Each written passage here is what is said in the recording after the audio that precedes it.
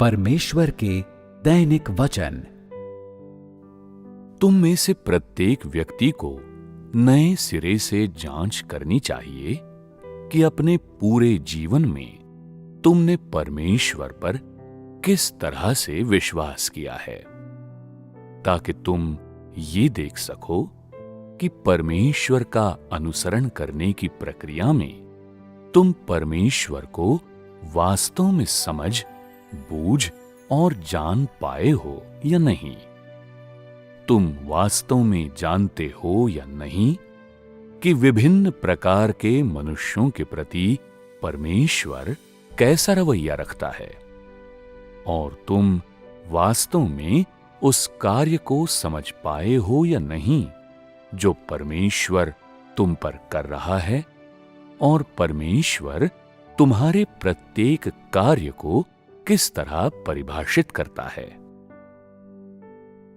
ये परमेश्वर जो तुम्हारे साथ है, तुम्हारी प्रगति को दिशा दे रहा है, तुम्हारी नियति निर्धारित कर रहा है और तुम्हारी आवश्यकताओं के लिए आपूर्ति कर रहा है।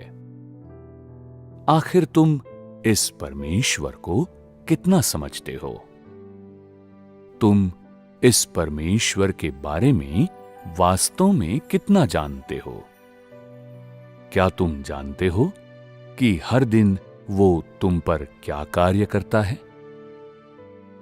क्या तुम उन सिद्धांतों और उद्देश्यों को जानते हो जिन पर वो अपने हर क्रियाकलाप को आधारित करता है?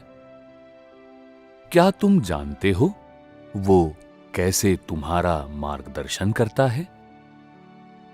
क्या तुम उन साधनों को जानते हो जिनसे वो तुम्हारे लिए आपूर्ति करता है? क्या तुम जानते हो कि किन तरीकों से वो तुम्हारी अगुवाई करता है? क्या तुम जानते हो कि वो तुमसे क्या प्राप्त करना चाहता है और तुम में क्या हासिल करना चाहता है? क्या तुम जानते हो कि तुम्हारे अलग अलग तरह के व्यवहार के प्रति उसका क्या रवैया रहता है? क्या तुम जानते हो कि तुम उसके प्रिय व्यक्ति हो या नहीं? क्या तुम उसके आनंद, क्रोध, दुख और प्रसन्नता के उद्गम और उनके पीछे छिपे विचारों और अभिप्रायों तथा उसके सत्व को जानते हो? अंततः क्या तुम जानते हो कि जिस परमेश्वर पर तुम विश्वास करते हो वो किस प्रकार का परमेश्वर है? क्या ये और इसी प्रकार के अन्य प्रश्न ऐसे प्रश्न हैं जिनके बारे में तुमने पहले कभी नहीं सोचा या समझा?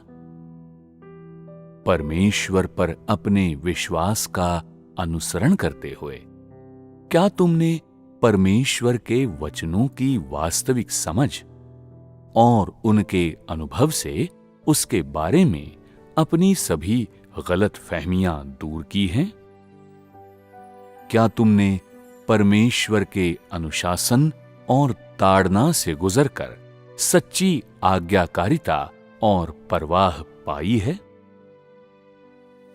क्या तुम परमेश्वर की ताड़ना और न्याय के दौरान मनुष्य की विद्रोहशीलता और शैतानी प्रकृति को जान पाए हो? और क्या तुमने परमेश्वर की पवित्रता के बारे में थोड़ी सी भी समझ प्राप्त की है? क्या तुमने परमेश्वर के वचनों के मार्गदर्शन और प्रबुद्धता से जीवन का कोई नया नजरिया अपनाया है? क्या तुमने परमेश्वर द्वारा भेजे गए परीक्षणों के दौरान मनुष्य के अपराधों के प्रति उसकी असहिष्णुता के साथ साथ ये महसूस किया है कि वो तुमसे क्या अपेक्षा रखता है और वो तुम्हें कैसे बचा रहा है?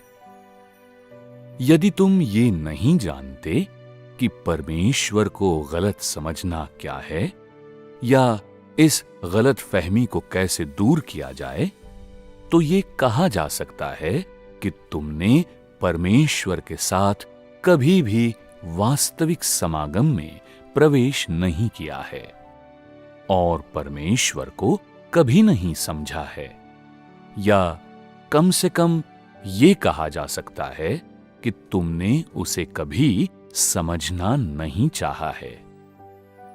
यदि तुम नहीं जानते कि परमेश्वर का अनुशासन और ताड़ना क्या है, तो निश्चित रूप से तुम नहीं जानते कि आज्ञाकारिता और परवाह क्या हैं, या कम से कम तुमने कभी वास्तव में परमेश्वर का आज्ञा पालन और उसकी परवाह नहीं की। यदि तुमने कभी परमेश्वर की ताड़ना और न्याय का अनुभव नहीं किया है, तो तुम निश्चित रूप से नहीं जान पाओगे कि उसकी पवित्रता क्या है, और ये तो बिल्कुल भी नहीं समझ पाओगे कि मनुष्यों का विद्रोह क्या होता है। यदि जीवन के प्रति तुम्हारा दृष्टिकोण कभी उचित नहीं रहा है, या जीवन में सही उद्देश्य नहीं रहा है, बल्कि तुम अभी भी अपने भविष्य के मार्ग के प्रति दुविधा और अनिर्णय की स्थिति में हो, यहां तक कि तुम्हें आगे बढ़ने में भी हिचकिचाहट महसूस होती है, तो ये निश्चित है कि तुमने कभी परमेश्वर की प्रबुद्धता और मार्गदर्शन नहीं पाया है। ये भी कहा जा सकता है कि तुम्हें कभी वास्तव में परमेश्वर के वचनों की आपूर्ति या पुनः पूर्ति प्राप्त नहीं हुई है। यदि तुम अभी तक परमेश्वर के परीक्षणों से नहीं गुजरे हो, तो कहने की आवश्यकता नहीं है कि तुम निश्चित रूप से नहीं जान पाओगे कि मनुष्य के अपराधों के प्रति परमेश्वर की असहिष्णुता क्या है। न ही तुम ये समझ पाओगे कि आखिरकार परमेश्वर तुमसे क्या चाहता है, और ये तो बिल्कुल भी नहीं समझ पाओगे कि अंततः मनुष्य के प्रबंधन और बचाव का उसका कार्य क्या है। चाहे कोई व्यक्ति कितने ही वर्षों से परमेश्वर पर विश्वास कर रहा हो, यदि उसने कभी उसके वचनों में कुछ अनुभव नहीं किया या उनसे कोई बोध हासिल नहीं किया है, तो फिर वो निश्चित रूप से उद्धार के मार्ग पर नहीं चल रहा है। परमेश्वर पर उसका विश्वास किसी वास्तविक तत्व से रहित है। उसका परमेश्वर का ज्ञान भी निश्चित ही शून्य है, और कहने की आवश्यकता नहीं कि परमेश्वर के प्रति श्रद्धा क्या होती है, इसका उसे बिल्कुल भी पता नहीं है।